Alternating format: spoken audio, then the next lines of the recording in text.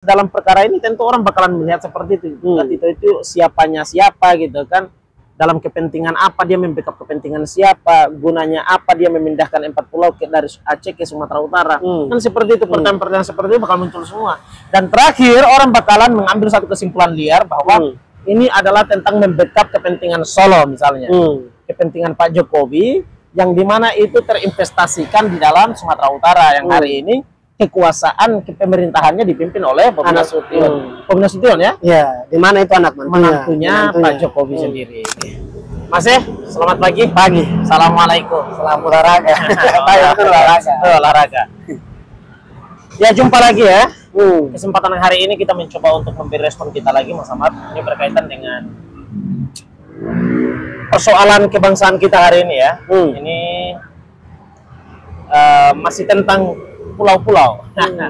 Karena Indonesia kan bentuknya kepulauan, negara kepulauan yang pelan-pelan pulaunya mulai dikikis, dikuras. Pelan-pelan pulaunya mulai dikuras dan pelan-pelan akan hilang satu persatu. Biar berkurang kali ya, dikurangin dikit pulaunya seperti itu. Emang begitu orientasinya.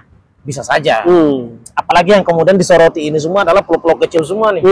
Pulau-pulau kecil yang di bawah 200-an ribuan semua. Tapi ada isinya. Justru itu, ini pulau-pulau kecil yang ada isinya, yang sesungguhnya kalau misalnya kita berdasarkan pada ketentuan perundang-undangan, itu nggak boleh dia ditambangi karena di bawah 200 ribuan misalnya. Seharusnya. Tapi itu karena lapar pejabatnya, jadi nggak apa-apa, dikerup aja. Nggak ada nasi kali dapur mereka itu. Dibuka aja atas nama investasi ya. Soal masalah aturan pelanggaran aturannya nanti baru kita cari lah bagaimana cara ngelesnya kan. Nah, seperti itu pintarnya pejabat kita tuh di situ, Mas. Siapapun pejabatnya pasti gitu. Siapapun, betul, pasti di situ.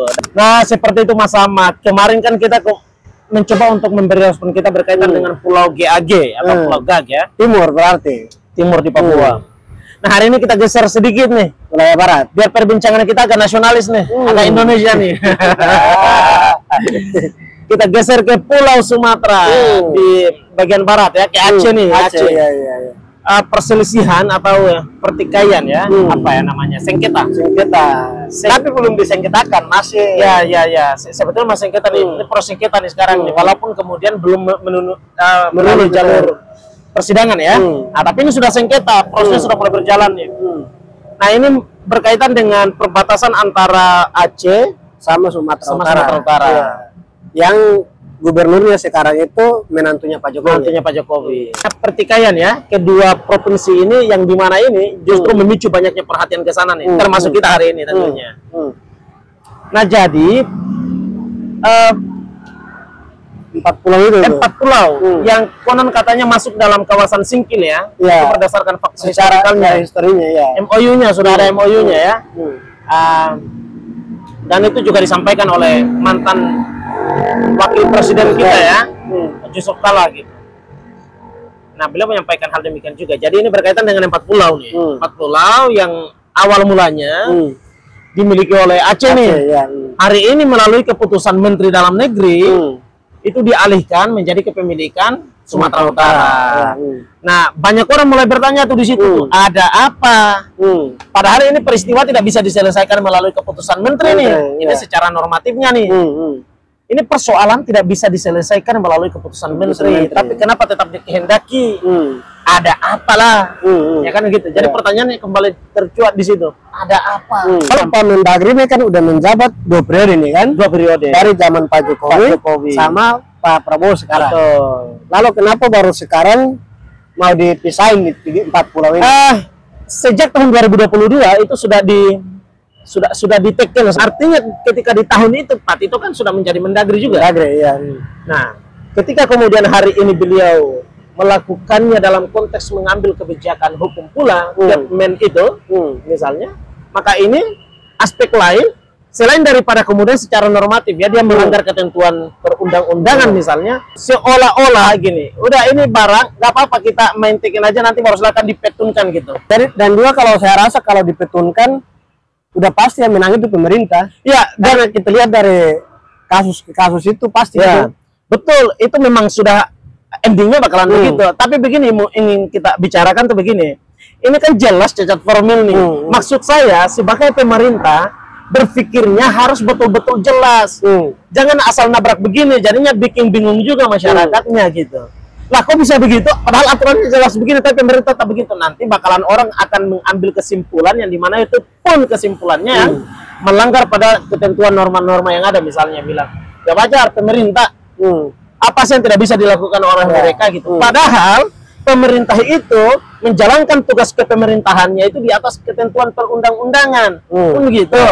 Nah, tapi karena situasi yang sikap bodoh amat yang dilakukan oleh pemerintah ini, sehingga membuat masyarakat pun melakukan penilaian tanpa memandang perlu pula undang-undang. Kenapa? Karena sejak awal yang mengalihkan dan tidak memperhatikan ketentuan perundang-undangan atau pemerintah itu sendiri. Nah, jadi seperti itu. Lalu dia katakan juga tuh Pak itu ini, biarin aja masuk ke wilayah Sumatera. Kalaupun ada hasil di sana dalam pulau ini, baru kelola bersama. Nah, itu kesalahan fatal. Kesalahan fatalnya itu kita bicara dalam skala otonomi ini misalnya. Lah kan masyarakatnya bakalan bingung. Kan kalau misalnya pengelolaannya bersama, sekarang begini, pajaknya kita mau bayarnya kemana? Negara macam apa menyerahkan sistem pembayarannya terserah gitu loh. Kan begitu misalnya. Ini kan upaya rasionalisasi sebetulnya yang tidak berdasarkan pada ketentuan yang ada. Misalnya masyarakat mau bayar pajak, saya mau bayarnya kemana? Nggak apa-apalah, kita jangkau yang terdekat aja, Sumatera Utara nih. Nah, jadi tidak ada ruang kepastian bagi pemerintah untuk memastikan biar masyarakatnya itu tidak bingung dan tidak menjalankan status kewarganegaraannya itu berdasarkan ketentuan peraturan perundang-undangan, melainkan dikasih saja terserah. Kak, jangan begitu. Cewek cantik ya. Iya, ini negara loh, negara. Semua aktivitas di atas negara ini berjalan di atas ketentuan perundang-undangan yang pasti ketentuannya. Sesuai aturannya. Jadi bukan seperti itu. Sekarang begini, jika misalnya dikelola bersama, nominalnya berapa? Apakah memungkinkan kedua pemerintahan wilayah otonom ini akan mau membaginya secara merata? Ya, nggak mungkin. Mustahil. Kita bicara dalam ruang-ruang itu. Ini bukan bicara soal nggak apa-apa kalau ada hasil alamnya, silakan kelola bersama. Sebagaimana diserukan pula oleh Bobi kan, Gubernur Sumatera Utara. Ini saya kira pernyataan-pernyataan yang menyesatkan, yang tidak berpikir tentang jangka panjang, tetapi hanya berpikir dalam skala untuk memperkecil pertikaian saja, sorotan publik saja, untuk menyelesaikan sorotan publik, tapi tidak memandang dari aspek eksistensi pemerintahan dan eksistensi 4 pulau ini, masyarakatnya pula kan begitu, untuk hidup di dalam naungan pemerintah otonom yang mana, begitu. Ini kan sesuatu yang ambigu, Pak. Nah, masyarakat juga bakalan bingung. Saya pun jika kemudian menjadi bagian dari para warga di situ, saya bakalan bingung seperti apa nih cara pengaduannya, cara seperti apa mengurus. Kan kalau misalnya diserahkan seperti itu malah bingung, Pak. Masyarakat malah bingung. Kok hasil alam kita dikelola oleh 2 provinsi, tapi status kewargaan kita diserahkan kepada provinsi A saja. Yang nggak boleh dong, nggak bisa kan begitu misalnya. Dan ini saya kira ini cara pengelolaan yang amat sangat buruk ya dalam konteks negara. Dan oleh sebabnya memang cara untuk menyelesaikan perkara ini bukan dengan cara sudah membiarkan mereka untuk melakukan pengajuan kepada pengadilan tata usaha negara misalnya kan, juga kemudian membiarkan masyarakatnya hidup secara ambigu seperti itu, melainkan cara untuk menyelesaikan pertikaian ini adalah dengan cara mencabut kembali permennya kan. Menteri Dalam Negerinya ini bukan kitab suci, Pak, yang sudah diambil lalu kemudian sudah selesai, ya kan begitu. Ini ya, Pak, baru diambil dan kemudian ini memicu pertikaian besar dan jelas-jelas banyak orang mengatakan bahwa ini cacat formil, ya toh? Karena tidak mempertimbangkan banyak hal, ada unsur historikal di situ yang kemudian itu tidak bisa ke sana. Tidak hanya sebatas soal menyangkut soal sandaran antara pulau ini lebih dekat di sini, bukan kan begitu. Dan sampai hari ini pun istana juga belum merespon. Nah, seharusnya kan istana merespon nih. Seperti yang di Papua, di Papua kan? Betul. Jadi intinya kalau bicara menyangkut soal masalah ini lebih tepatnya itu ya Tito, cabut aja, gitu. Lo nggak usah bikin banyak hal semakin lebih tambah meluas dan melebar gitu. Tapi mungkin dia nggak mau cabut karena seperti yang kita katakan tadi, Pak Tito ini orangnya Pak Jokowi kali ya. Jadi kalau dicabut nanti dapat marah juga nih sama orang ini. Jadi udah biarin aja, nggak usah dicabut, nanti mereka pengen aja gitu kan. Masuk aja ke anak mantu kan. Aduh, janganlah gitu ya. Jadi ini kan jadinya kan bikin bikin banyak hal semakin lebih tambah terlibat. Ya. Harusnya ini kan masalah sepele sih sebetulnya gitu. Tapi malah justru membuat persoalan ini semakin lebih tambah meluas. Nah, nama Pak Jokowi kembali lagi diseret dalam perkara ini. Jelas dalam perkara ini tentu orang bakalan melihat seperti itu. Itu siapanya siapa gitu kan. Dalam kepentingan apa dia membackup kepentingan siapa, gunanya apa dia memindahkan 4 pulau dari Aceh ke Sumatera Utara. Kan seperti itu, pertanyaan-pertanyaan seperti itu bakal muncul semua. Dan terakhir orang bakalan mengambil satu kesimpulan liar bahwa ini adalah tentang membackup kepentingan Solo misalnya. Kepentingan Pak Jokowi yang dimana itu terinvestasikan di dalam Sumatera Utara yang hari ini kekuasaan pemerintahannya dipimpin oleh Bobi Nasution. Bobi Nasution ya? Ya, di mana itu anak menantunya Pak Jokowi sendiri. Nah, jadi seperti itu. Nah, jadi ini kan kesalahan fatal dan saya mengira bahwa ini adalah perkara yang sesungguhnya merusak sistem peraturan perundang-undangan kita. Karena seolah asal mencopot, asal seolah main pasang aja begitu. Apa pasang? Karena pemerintah jadi main aja, keluarin aja permen gitu. Padahal kan nggak bisa begitu. Menyangkut soal masalah pulau-pulau, tapal batas itu dibahas dalam undang-undang, bukan dibahas dalam permen.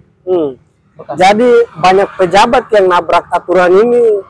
Saya rasa bahwa di masa pemerintahan Pak Jokowi yang baru setahun ini, udah banyak Pak Prabowo, ya. Yang baru setahun ini, banyak pejabatnya udah error ya. Betul.